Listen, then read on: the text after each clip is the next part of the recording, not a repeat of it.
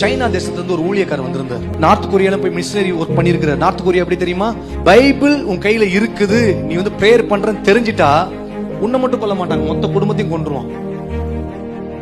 அத்தனை பேர் செத்து இருக்காங்க நார்த் கொரியால.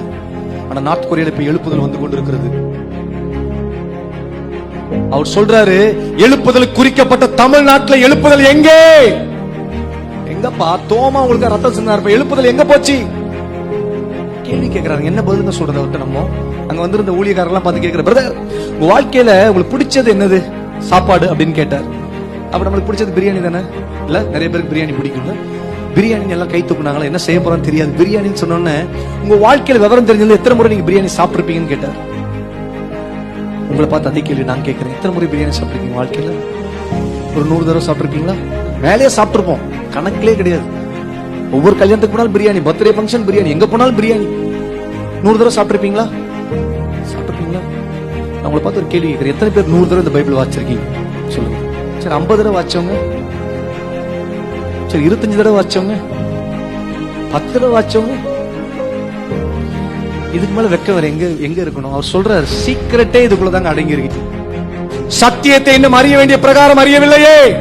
எப்படி எழுப்புதல் வரும்? எங்க தேசத்துல ஏங்க எழுப்புதல் வந்துச்சு? சத்தியத்தை ஆர்வமா தேடுறாங்களாம். பைபிள் இருக்காது, 2 பேப்பர் கிழிச்சு வச்சுப்பான். இன்னைக்கு இந்த பேப்பர் நீ வாசி, நாளைக்கு அந்த பேப்பர் நான் வாசிக்கிறேன். ஆர்வமா தேடுறாங்களாம் வசனத்தை. ஆனா பைபிள் 120 ரூபாய் கிடைச்சா கொடுத்தா கிடைக்குது. நம்ம தேசத்துல இந்த பைபிள், வீட்டுக்கு ஒரு பைபிள், 5 பைபிள் 6 பைபிள் வச்சிருக்கிறோம். எத்தனை பேர் அந்த ஆர்வமா இந்த சத்தியத்தை தேட முடியுது? முடியல. அவங்க வசனத்தை எந்த அளவுக்கு தேடுறாங்க தெரியுமா? ஒரு கோடிக்கணக்கான ரூபாய் கிடைச்சா எவ்வளவு சந்தோஷமா இருக்கும். அப்படி ஒரு பேப்பர் எடுத்து மடிச்சு வச்சுக்கிட்டு பயந்து பயந்து போய் படிக்கிறாங்க. வீட்டுக்குள்ள அண்டர் கிரவுண்ட் ஹவுஸ்ல உட்காந்து படிக்கிறாங்க. கூடுகையில நடக்குது. இன்னும் அங்க 10 பேர் 5 பேர் கூடி ஜெபிக்கிறாங்க. எப்படி அவங்களால முடியுது? கம்யூனிஸ்ட் தேசத்துல பார்த்தா உயிர் போயிடும் தெரியுது, என் குடும்பமே கொண்டு போட்டுருவாங்க தெரியுது, தைரியமா செய்யறாங்க. ஆனா இங்க ஃப்ரீடமா இருக்கிற நமக்கு தேட வாய்ப்பு இல்ல.